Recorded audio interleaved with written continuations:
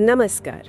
आज हम बिहार की राजनीति में हाल में हुई एक खास घटना पर थोड़ी गहराई से बात करने वाले हैं। नमस्कार। और उसके पीछे की वजहों पर रोशनी डालती है। हाँ, ये जो बिहार बंद हुआ था। बिल्कुल। मुद्दा जुड़ा है प्रधानमंत्री नरेंद्र मोदी की दिवंगत मां के खिलाफ कथित तौर पर की गई एक टिप्पणी से। और इसी के विरोध में एनडीए ने बिहार बंद का आह्वान किया था। हाँ, एनडीए यानी राष्ट्रीय जनतांत्रिक गठबंधन। तो आज हम यही समझने की कोशिश करेंगे इस रिपोर्ट के आधार पर कि ये पूरा मामला क्या था, विरोध कैसे हुआ और इसके मायने क्या हो सकते हैं। बिल्कुल, चलिए देखते हैं रिपोर्ट क्या कहती है। तो रिपोर्ट बताती है कि ये सब शुरू हुआ दरभंगा से।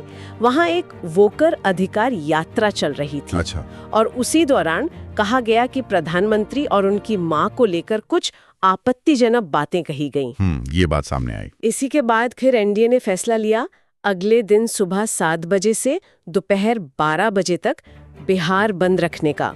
ये टाइमिंग भी नोट करने वाली है, सुबह 7 से 12, मतलब दिन का पहला हिस्सा। हाँ, और जो दिलचस्प बात है, जैसा रिपोर्ट में बताया गया, वो ये कि इस बंद का नेतृत्व बीजेपी की महिला मोर्चा ने किया। अच्छा, महिला मोर्चा, ये तो खास बात है। हाँ, उनका तर्क ये था कि जो शब्द इस्तेमाल हुए वो महिलाओं के लिए अपमानजनक थे, सामाजिक मर्यादा के खिलाफ थे। तो उन्होंने कहा कि महिलाएं ही आगे आकर इसका विरोध करेंगी, ताकि एक साफ संदेश जाए कि ऐसी भाषा स्वीकार नहीं की जाएगी। ये जो नेतृत्व का चुनाव है, महिला मोर्चा को आगे करना, ये अपने आप में एक रणनीति लगती है, नहीं? हाँ बिल्कुल। क्या लगता है आपको, इसके पीछे क्या सोच रही होगी? देखिए, इसके कई पहलू हो सकते हैं। एक तो जैसा आपने कहा, सीधा संदेश कि ये महिलाओं के सम्मान से जुड़ा मुद्दा है।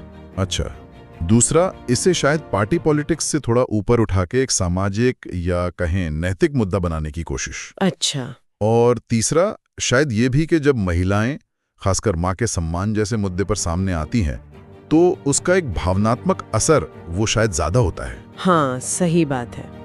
पर क्या ये हमेशा काम करता है? मतलब क्या लोग इसे वाकई महिलाओं के सम्मान से ही जोड़ते हैं, या फिर कभी-कभी इसे राजनीतिक चाल भी समझ लेते हैं? ये बड़ा अच्छा सवाल है, और इसका कोई सीधा जवाब नहीं है। असल में बहुत कुछ इस पर निर्भर करता है कि मुद्दा कितना कनेक्ट करता है लोगों से, प्रदर्शन का तरीका कैसा है, माहौल कैसा है उस वक्त। हाँ, कई बार ये बहुत कामयाब होता है, क्योंकि माँ का सम्मान ये एक ऐसा मुद्दा है जिससे ज्यादातर लोग जुड़ते हैं भावनात्मक रूप से। सही बात है। लेकिन अगर लोगों को लगे कि नहीं, ये तो सिर्फ चुनावी फायदे के लिए हो रहा है, या प्रदर्शन से काफी ज्यादा परेशानी हो रही है, तो फिर इसका उल्टा असर भी पड़ सकता है। लोग कह सकते हैं ये तो बस मौका परस्ती है। तो एक तरह का संतुलन साधना पड़ता है। बिल्कुल बिल्कुल। चलिए रिपोर्ट पर वापस आते हैं। रिपोर्ट हमें ले जाती है पटना के इनकम टैक्स गोलंबर। जी। विरोध प्रदर्शन वहीं हो रहा था। जी। रिपोर्टर शशि भूषण वहीं मौजूद थे। अच्छा, उन्होंने क्या देखा वहाँ? उन्होंने बताया कि बीजेपी महिला मोर्चा की सदस्य सड़क पर थी। उनके हाथों में पोस्टर थे जिन पर मां से जुड़े नारे लिखे थे। मां के सम्मान में। हाँ, और वो ट्रैफिक रोकने की कोशिश कर रही थी। विरोध का एक तरीका ट्रैफिक रोकना, ये तो आम है, ध्यान खींचने के लिए, दबाव बनाने के लिए। रिपोर्ट में एक महिला मोर्चा सदस्य की बात भी है। वो काफी भावुक लग रही थी। क्या कहा उन्होंने? उन्होंने कहा, ये फायदा नुकसान की बात नहीं है, ये एक महिला और माँ का अपमान है। माँ पूजनीय होती है, हम लोग भी माँ हैं, हमें कोई गाली देगा तो अच्छा नहीं लगेगा। मतलब उनकी बातों में गुस्सा भी था और एक दर्द सा। ये बयान फिर उसी रणनीति को मजबूत करता है जिसकी हम बात कर रहे थे। कैसे? वो साफ कह रही हैं कि ये राजनीतिक नफा नुकसान का मामला नहीं है। हाँ। ये सीधे सीधे माँ और महिला का अपमान है। और फिर ये लाइन, हम लोग भी माँ हैं, इससे वो प्रदर्शन को एक व्यक्तिगत अनुभव से जोड़ रही हैं। इसे और ज्यादा मानवीय और भरोसेमंद बनाने की कोशिश कर रही हैं। मतलब ये सिर्फ पार्टी की बात नहीं, ये एक माँ की पीड़ा है। हाँ, ये एंगल तो है। इसी बीच रिपोर्ट में दीघा के विधायक हैं संजीव चौरसिया, उनका भी जिक्र है। अच्छा, बीजेपी के विधायक। हाँ, रिपोर्टर ने उनसे पूछा कि कहीं ये मतलब चुनावी फायदे के लिए तो मुद्दा नहीं बनाया जा रहा। सीधा सवाल। तो उन्होंने साफ इनकार किया। वो तो स्वाभाविक है, कोई नेता ये मानेगा तो नहीं। पर उन्होंने कहा क्या, उनके शब्द क्या थे? उन्होंने कहा, ये कोई मुद्दा नहीं, स्वाभाविक प्रतिक्रिया है। स्वाभाविक प्रतिक्रिया। हाँ। आगे कहा, ये माँ जानकी की धरती है, गंगा मैया की धरती है, ये प्रधानमंत्री जी की पूज्य माता जी का अपमान बर्दाश्त नहीं कर सकती। देखिए, यहाँ भाषा पर ध्यान दीजिए। हाँ। एक तो स्वाभाविक प्रतिक्रिया कहकर इसे एक सहज मानवीय गुस्से की तरह दिखाया, राजनीतिक चाल नहीं। ठीक है। और फिर माँ जानकी की धरती, गंगा मैया की धरती, ये बहुत महत्वपूर्ण है। क्यों, क्या खास है इसमें? ये सीधे सीधे विरोध को बिहार की जो स्थानीय संस्कृति है, जो धार्मिक आस्थाएं हैं, जो पहचान है, उससे जोड़ने की कोशिश है। अच्छा। जानकी यानी सीता माता और गंगा मैया, ये दोनों ही हमारी संस्कृति में माँ के पवित्र प्रतीक हैं। हाँ बिल्कुल। तो ऐसे प्रतीकों का इस्तेमाल करके विरोध को एक गहरी सांस्कृतिक और भावनात्मक, आप कह सकते हैं, वैधता देने की कोशिश है।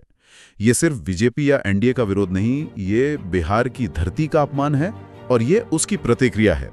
ये एक नैरेटिव बनाने का बहुत शक्तिशाली तरीका होता है। मतलब ये सिर्फ राजनीतिक बयानबाजी नहीं, बल्कि सांस्कृतिक और धार्मिक भावनाओं को भी छूने की कोशिश। बिल्कुल बिल्कुल। राजनीति में भाषा और प्रतीकों का इस्तेमाल कैसे होता है, ये उसका एक क्लासिक उदाहरण है।